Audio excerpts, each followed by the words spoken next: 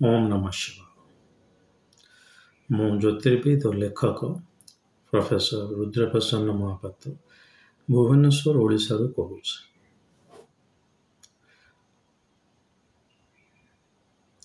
ଆଜି ଗୋଟେ ଆପଣଙ୍କୁ ଠିକ୍ ଆଉ ଗୋଟେ ଜ୍ୟୋତିଷର ଠକାମି ଯେଉଁଟା ରହିଛି, ଯେମିତି କାଳସର୍ପ, ଶନି ସପ୍ତା ଯେଉଁଟା ବା 7.5 ବୋଲି କହୁଛନ୍ତି, ଠିକ୍ ସେଭଳିଆ ଆଉ ଗୋଟେ ଠକାମି ଜ୍ୟୋତିଷ, ସେ ହେଲା ଅଙ୍ଗାରକ ଦୋଷ। ଅଙ୍ଗାରକ ଦୋଷ ସେଟା କେମିତି ଥାଏ, ହେଲେ କ'ଣ ହୁଏ କ'ଣ ନାହିଁ, ତା ବିଷୟରେ ଆଜି ଚର୍ଚ୍ଚା କରିବା। ଜଣେ ଭଲ ବ୍ୟକ୍ତିଙ୍କର ଜାତକ ନେବା, ସେ ହେଲେ ପି ଚିଦାମ୍ବରମ, ଯିଏକି ଫାଇନାନ୍ସ ମିନିଷ୍ଟର ଥିଲେ। ତାଙ୍କର ପଲିଟିକାଲ କ୍ୟାରିୟର ବିଷୟରେ ଆପଣ ଜାଣିଛନ୍ତି। ନ ଜାଣିଛନ୍ତି ଯଦି ଗୁଗୁଲ କରନ୍ତୁ, ଜାଣିଯିବେ। ତାଙ୍କର ବାୟୋଗ୍ରାଫି କହିବା ମୋର ଦରକାର ନାହିଁ, କିନ୍ତୁ ଜଣେ ଡେଫିନେଟଲି ଖୁବ୍ ସ୍ୱନାମଧନ୍ୟ ବ୍ୟକ୍ତି ଭାରତବର୍ଷ ପାଇଁ। ତାଙ୍କ ଜାତକରେ ଆମେ ଚର୍ଚ୍ଚା କରିବା। ପ୍ରଥମେ ବୁଝିନେବା ଯେ ଅଙ୍ଗାରକଟା କ'ଣ। ଠିକ୍ ସେ କାଳସର୍ପ ଭଳି, ଶନି 7.5 ବା ଶନି ସପ୍ତାହ ଭଳି ଅଙ୍ଗାରକ ଦୋଷର ମଧ୍ୟ ଜ୍ୟୋତିଷ ଶାସ୍ତ୍ରରେ କେଉଁଠି ବିଶେଷ ମେନସନ୍ ରହିନାହିଁ। ବିଶେଷ କହୁଛି ମାନେ ମେନସନ୍ ହିଁ ରହିନାହିଁ। ହୁଏତ କେଉଁ ଜାଗାରେ ଟିକେ ଟିକେ ଥାଇପାରେ, ମୁଁ ସିଓର ନୁହେଁ, ବଟ୍ ପ୍ରାୟତଃ ନାହିଁ। ମୁଁ ଯେତିକି ଏତେ ବହି ଗୁଡ଼େ ରଖିଛି, ପଢ଼ିଛି, ବା ଯାହା ମୁଁ ଲୋକଙ୍କ ରିସର୍ଚ୍ଚ ପଢ଼ୁଛି କରୁଛି, ଅଙ୍ଗାରକ ଦୋଷର ଜ୍ୟୋତିଷ ଶାସ୍ତ୍ରରେ ବର୍ଣ୍ଣନ ନାହିଁ। ଗୋଟିଏ ଶ୍ଲୋକ କେଉଁଠି ଥିବ, ଯେମିତି କାଳସର୍ପର ଗୋଟିଏ ଶ୍ଲୋକ ଅଛି। ମୁଁ ସେ ଶ୍ଲୋକଟି ପଢ଼ିକି ଆପଣଙ୍କୁ କହୁଥିଲି ଏ ଯେଉଁ ପ୍ରଧାନମନ୍ତ୍ରୀ ନରେନ୍ଦ୍ର ମୋଦିଙ୍କ ବିଷୟରେ। ସେମିତି ଗୋଟିଏ ଶ୍ଲୋକ କେଉଁଠି ଥିବ, ସେମାନେ ରଖୁନି। ଆପଣଙ୍କର ଜ୍ୟୋତିଷର ପ୍ରିନ୍ସିପଲ୍ଟା ହେଲା ସେଇଟା, ଯେଉଁଟାକି ସବୁ ବହିରେ ଥିବ। ଆୟୁ କେମିତି କାଲକୁଲେସନ୍ କରିବେ ଆପଣ ଉଠେଇ ଆଣନ୍ତୁ, 90ଟା ବହିରେ ଥିବ। ଆଉ 10ଟା ବହି ଯେଉଁଟା, ସେମାନେ ଟିକେ ସ୍ପେଶିଆଲାଇଜ୍ ଥିବେ, ସେମାନେ ହୁଏତ ଦଶଟା ଉପରେ ଲେଖିଥିବେ। ଯେକୌଣସି ଗୋଟେ ଜ୍ୟୋତିଷ ବହି ଉଠାନ୍ତୁ, ଗୋଟେ ଲୋକ କେତେ ଦିନ ବଞ୍ଚିବ, ଆଉ ସେଇଟା ଲେଖା ହେଇଥିବ। ଗୋଟେ ଗଣିତଗତ କେମିତି କାଲକୁଲେଟ୍ କରିବେ, ଯୋଗଜ କେମିତି ଦେଖିବେ, କେଉଁ ସମୟରେ ମରିବ କେମିତି ଜାଣିବେ। ଯଦି ଗୋଟା କହିବା ଠିକ୍ ନୁହେଁ, ନାହିଁ ଆମ ପାଖକୁ ଲୋକ ଆସନ୍ତି ପଚାରିବାକୁ, କିନ୍ତୁ ଶାସ୍ତ୍ରରେ ଲେଖା ହେଇଛି। ସେଟାକୁ ମିଛ ବୋଲି କହିପାରିବେନି ଯେ ସାର୍ ଆପଣ ଜାଣିଛନ୍ତି, ସେ ଜ୍ୟୋତିଷ କହିଦେଲେ ମୁଁ ଏବେ ଏକ୍ସପାର୍ଟ କରିଯିବି, ମୁଁ କରିଗଲି। ସେଇଟା ମରିବାଟା ଲେଖା ହେଇଛି, କିନ୍ତୁ ଅଙ୍ଗାରକ ଘରିକା କିଛି ଲେଖାଯାଇ ନାହିଁ।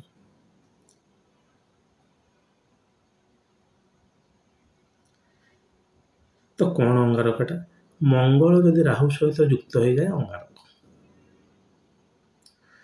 ପ୍ରଥମ ଜିନିଷ ହେଲା, ଅଙ୍ଗାରକ ହେଲା ମଙ୍ଗଳର ଗୋଟେ ନାଁ।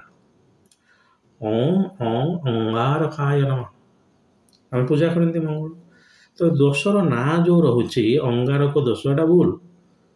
ତାକୁ ଦେବା କଥା ଅଙ୍ଗାରକ ଆଉ ଚଣ୍ଡାଳ ଦୋଷ କି ଯୋଗ, ଯାହା ଆପଣ କୁହନ୍ତୁ। ମାନେ ଠକାମିଟା ବି ସେଥିରେ ବି ଠିକ୍ରେ ହେଇପାରୁନାହିଁ, ଜ୍ଞାନ ତ ନାହିଁ, ତେଣୁ ଠକାମିଟା ବି ଭୁଲ। ଏଗୁলো ଜଣାପଡ଼ୁଛି କେଉଁ ଭଳିଆ ଜ୍ୟୋତିଷ ଏଇଭଳିଆ ଯୋଗ ସବୁ ବାହାର କରୁଛନ୍ତି। ଅଙ୍ଗାରକ ନୁହେଁ ଆଜ୍ଞା, ସେଟା ଅଙ୍ଗାରକ ଚଣ୍ଡାଳ କହିବା କଥା, କାରଣ ଚଣ୍ଡାଳ ହେଲା ରାହୁ, ଅଙ୍ଗାର ହେଲା ମଙ୍ଗଳ। କିନ୍ତୁ ଛାଡ଼ନ୍ତୁ, ଅଙ୍ଗାରକ ଦୋଷ ବୋଲି କହିଲେ ରାହୁ ଆଉ ମଙ୍ଗଳର ଯୁକ୍ତିକୁ ବୁଝାଏ। ଆର ଶାସ୍ତ୍ରରେ କୌଣସି ବର୍ଣ୍ଣନ ନାହିଁ। ଏବଂ କିଛି କ୍ଷତି କରିବ ନାହିଁ। ଜାତକରେ ମଙ୍ଗଳ କେମିତି ଅଛି ଦେଖିବାକୁ ପଡ଼ିବ, ଏମାନେ କେଉଁଠି ଜାତକରେ ବିଦ୍ୟମାନ ହେଇଛନ୍ତି ତାଙ୍କୁ ଦେଖିବାକୁ ପଡ଼ିବ। ଏସବୁ ଜିନିଷ ଦେଖିକି କୁହାଯିବ। ଜାତକ ଦେଖିଦେଲେ ଅଙ୍ଗାରକ। ଇଏ ଠକ ଜ୍ୟୋତିଷ ମାନଙ୍କ ଗୋଟେ ଥିଲା, କ'ଣ ଜାଣିଛନ୍ତି?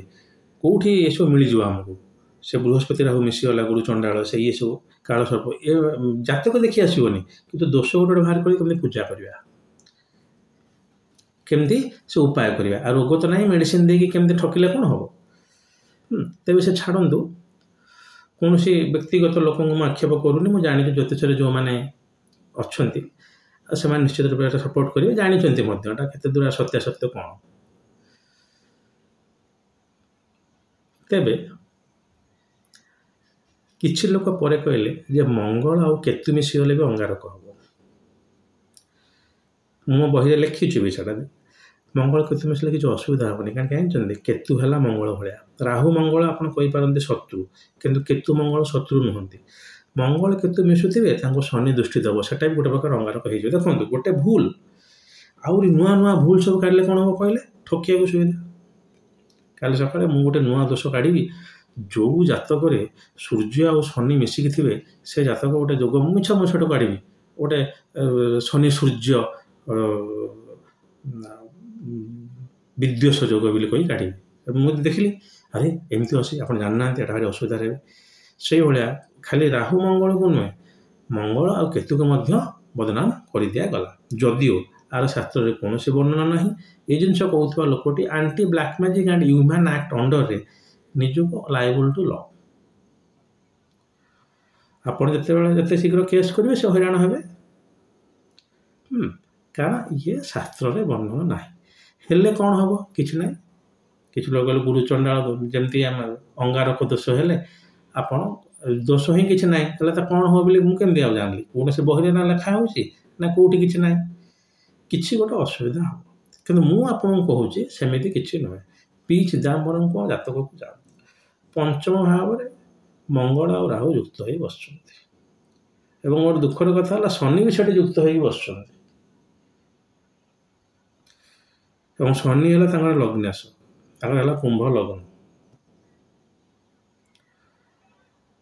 देखो ये दी आड़ असुविधा है एक तो मंगल और राहु युक्त हो बसिले शनि मंगल पुणी युक्त हो गले मंगल राहु बसिकी पंचम भाव में बसिले पंचम भाव है संतान भाव पंचम भाव है पाठ पढ़िया भाव सरीगला तो जदि एमती किसी दोष था पी चंद्रबादम सब मूर्ख ही था सी पढ़ी आसो जानी Harvard school Harvard business school जोटा HBS गोटे क्या बहुत गोटे भल स्वनामधन्य स्कूल विश्वर सेठू से पढ़ी आसिले कहीं मैनेजमेंट कहीं कले ना HR मैनेजमेंट है मंगलंकर बाहर पढ़ाटा HR मैनेजमेंट फाइनेंस मैनेजमेंट है बृहस्पति ऑपरेशंस मैनेजमेंट है शनिंकर बाहर पढ़ार कारक है राहु पंचम भाव में जब राहु थाए गोटे पिला बाहर पढ़ो तो आप देखुए जो पिलार पंचम भावस्थ राहु थाए कहे से बाहर पढ़ार सुजोग रही दशम राहु अच्छी बाहर चाकरी कर सुजोग रही ये बाहर माने मुझे टी अधिक बाहर माने आपड़ ओडिशा अच्छा तो आप केरल पढ़े आप ओडिशा अच्छे मुझे दुबई पढ़ी ना नेसेसरीली नुहे जदिव हो पारे से क्षेत्र बाहर जाए मैनेजमेंट पढ़ी आसिले से हार्वर्ड तो असुविधा कौट रहा किंतु हवा कथा कौन पिलापिली भी अच्छा भल वैवाहिक जीवन ना पिलापिली किसी असुविधा है ना पाठरे किंतु अंगारक हेल्ले कौन हम से लोकटा हैरान हो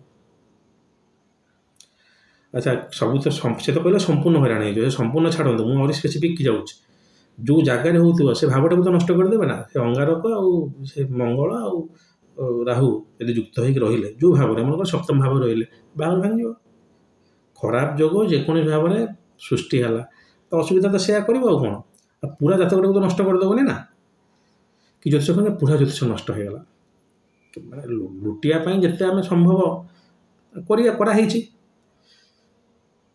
तेरे से मंगल और राहु जिते बड़े मिसिकी पंचम भाव में रही चिदम्बरम जाकि हार्वर्ड में पढ़ी आसिले मैनेजमेंट पिलापिली भल है कारण शनि राहु इे भल हो जाती मजा कथा है मंगल राहु युक्ति होती शनि जाकि 29 डिग्री बस मुझे सब कही रखता है 10 डिग्री रु 15 डिग्री भितर जब ग्रह था आम युक्ति बोली धरवा भल युक्ति 2 डिग्री मेषरे गोटे ग्रह 28 डिग्री मेषरे गोटे ग्रह से युक्ति बोली न धरवाटा भल देखिए आप ये सब नुआ नुआ रिसर्च मुझे कहीदूनी लिखा हो बही रेफरेंस मॉडर्न एस्ट्रोलॉजी बहीटी यदि आप पढ़े मगेकी मासिकटे गायत्री देवी वासुदेव जी बीवी रमण झील मत पर्सनाली जानी सी बहर एडिटर आम ये ओडिशा कौन रिसर्च कर ना मुझे ओपनली कहूँ कि ना जन लोक भारी विव्रत हो सर आप नाड़ी मेलक छाड़ने त्रुटि बाहर करदे आम ओडिशा जब यूनिक होता ओडिशा यूनिक ओडिशा ज्योतिष कौटी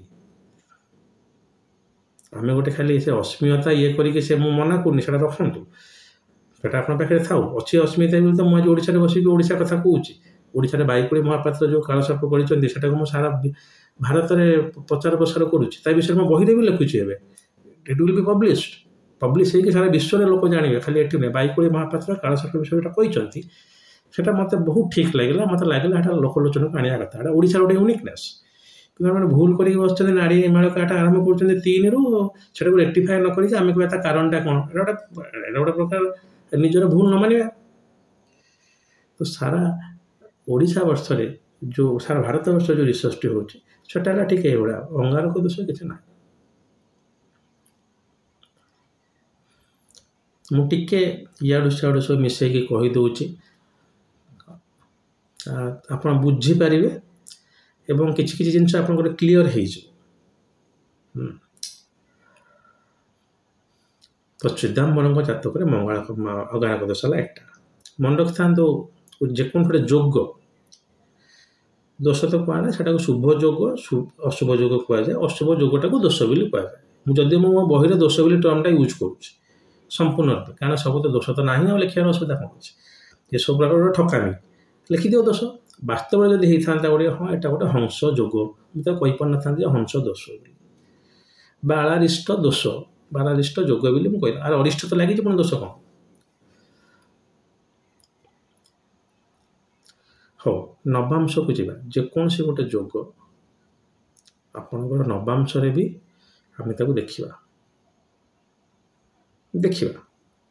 ନବାଂଶରେ ଏକାଦଶ ଭାବରେ ହେଲା ଗୁରୁଚଣ୍ଡାଳ। ଏଗେନ୍ ସେଇ ଲୋକ ପି ଚିଦାମ୍ବରମ, ଲଗ୍ନରେ ଗୁରୁଚଣ୍ଡାଳ ହେଲା, ଲଗ୍ନ କୁଣ୍ଡଳୀରେ ପଞ୍ଚମ ଭାବରେ, ଏକାଦଶ ଭାବରେ ଗୁରୁଚଣ୍ଡାଳ। ମଜା କଥା ହେଲା, ଏକାଦଶ ଭାବରେ ଗୁରୁଚଣ୍ଡାଳ, ସୂର୍ଯ୍ୟ ଯୁକ୍ତ ହେଇଛନ୍ତି, ସୂର୍ଯ୍ୟ ମଙ୍ଗଳ ରାହୁ ନବାଂଶରେ ଏକାଦଶ ଭାବରେ। ସେ ପୁଣି ରାଶିଟା ହେଉଛି ଆପଣଙ୍କର ମକରରେ ସୂର୍ଯ୍ୟ। ଏପଟେ ଆପଣଙ୍କର ହେଇଗଲା ଗୁରୁଚଣ୍ଡାଳ ଶନି ସାଙ୍ଗରେ, ଏଠି ପଞ୍ଚମ ଭାବ, ସେଠି ଏକାଦଶ ଭାବ, ଦୁଇଟା ଜାଗାରେ ଭାବ ଭଲ। ଏକାଦଶରେ ସୂର୍ଯ୍ୟ, ଏକାଦଶରେ ସେ ମଙ୍ଗଳ, ଏକାଦଶରେ ରାହୁ, ପଲିଟିକାଲ ଗେନ୍। ରାହୁ ଏକାଦଶ ତ ଯେତେବେଳେ ହେଇଯାଏ ଆପଣଙ୍କୁ ସଡନ୍ ଗେନ୍ ଦେଇକି ଚାଲିବ, ସଡନ୍ ଗେନ୍। ସେ ସିମିଲାର ରାହୁ ଯେତେବେଳେ ଦ୍ୱାଦଶସ୍ଥ ହେଇଯିବ, ସଡନ୍ ଲସ୍। ଏକାଦଶ ନବାଂଶରେ ଅଛି, ପଲିଟିକାଲ କ୍ୟାରିୟରରେ ଥରେ ନୁହେଁ ଦିଥର ଏମିତି ମିନିଷ୍ଟର ହେଇକି ଚାଲିଛନ୍ତି। ସେ ସୂର୍ଯ୍ୟ ଗଭର୍ଣ୍ଣମେଣ୍ଟର କାରକ ଏକାଦଶରେ ଅଛି, ସେଟା ହେଇକି ଚାଲୁଛି।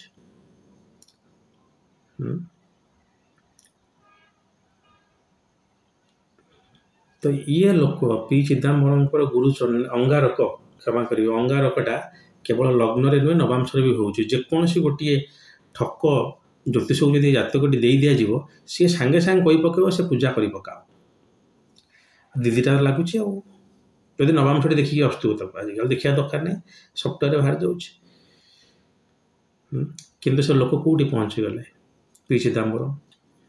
ତ ସେ ସନ୍ଦର୍ଭରୁ ଦେଖିବାକୁ ଗଲେ, ମୋ କଥା ତ ଛାଡ଼ନ୍ତୁ ଆଜ୍ଞା, ମୁଁ ତ ଏତେ ସାଂସାରିକ ସୁଖ ପ୍ରତି ଆକୃଷ୍ଟ ନୁହେଁ, କିନ୍ତୁ ଆପଣମାନେ ତ କହିବେ ସାର୍ ମୋର ଅଙ୍ଗାରକ ହେଇଥାନ୍ତେ କି, କହିବେ। ଯଦି ଅଙ୍ଗାରକ ଯୋଗଟା ମଜା ଜିନିଷ ହେଲା, ତାଙ୍କ ଜାତକରେ ଆଉ ବିଶେଷ ଯୋଗ ବି ନାହିଁ, ସେଇ ଗୋଟିଏ ଯୋଗଟା ହିଁ ତାଙ୍କୁ ବେଶୀ ଭଲ ଫଳ ଦେଉଛି, ଆଉ ଅନ୍ୟାନ୍ୟ ଯୋଗ ଟିକେ କମ୍ ଅଛି। ବେଶୀ ପାୱାରଫୁଲ୍ କହିଲେ ସେଇ ରାହୁ ମଙ୍ଗଳ ଯୁକ୍ତି ଭଲ ଭାବ ଦିଟାରେ ହେଇଛି। ତେଣୁ ଆମ ସମସ୍ତଙ୍କର ଅଙ୍ଗାରକ ରହିବା ଉଚିତ, ହେଲେ ଆମେ ପି ଚିଦାମ୍ବରଙ୍କ ଭଳିଆ ଫେମସ୍ ହେଇଯିବା, ନୁହେଁ କି? ତେଣୁ ବିଲକୁଲ ବ୍ୟସ୍ତ ବିବ୍ରତ ହେବେ ନାହିଁ। ଯିଏ ଆପଣଙ୍କୁ ସେ ଅଙ୍ଗାରକ କହୁଛି ଭିଡ଼ିଓଟି ତାକୁ କହିବେ, ପି ଚିଦାମ୍ବରଙ୍କ କଥା କହିବେ।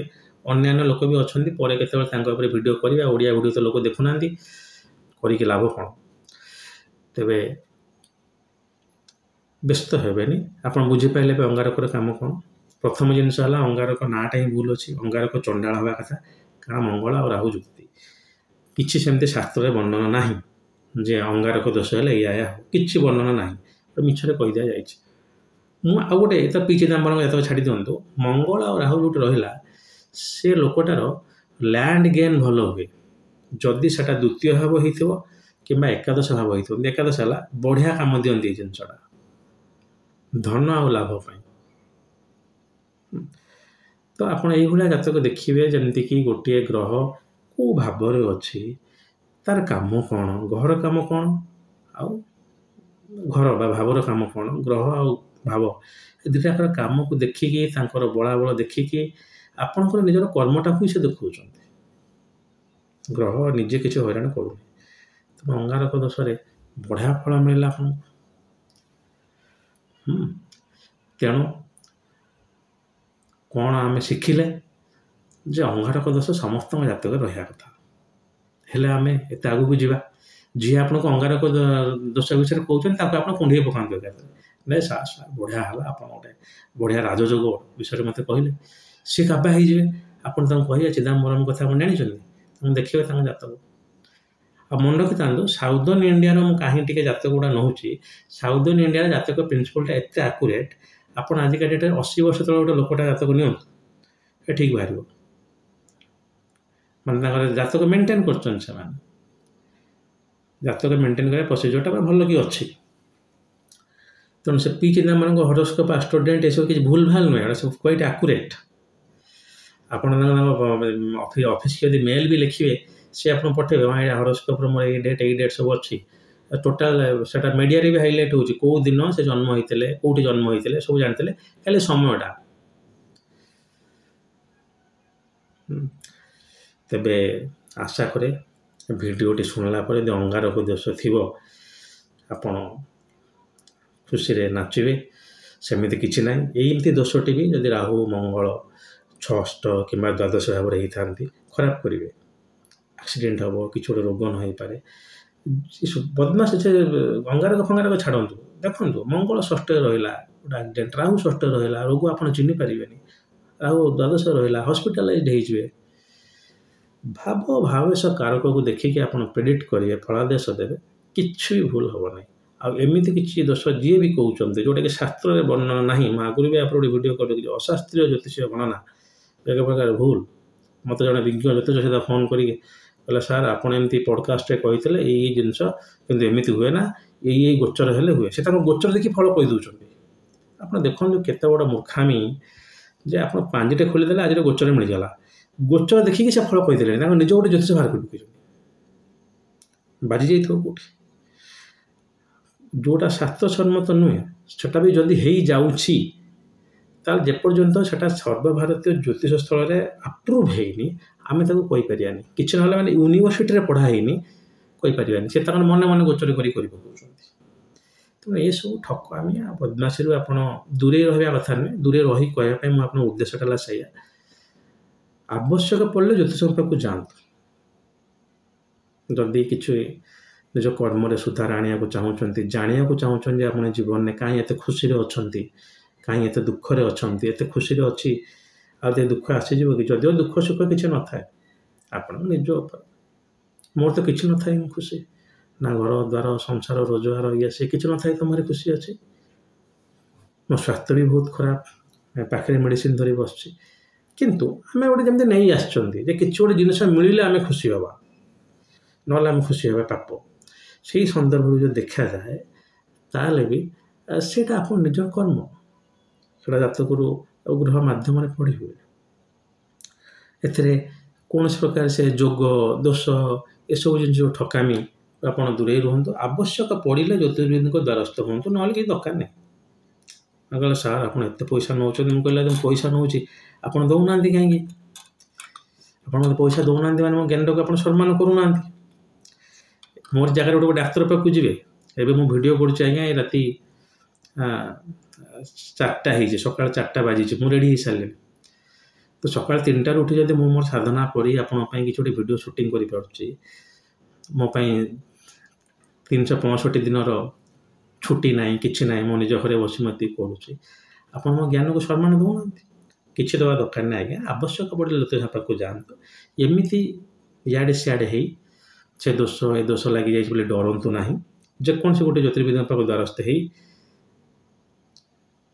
ଠିକ୍ ଦିଗ୍ଦର୍ଶନ ପାଇ ଆଗାନ୍ତୁ।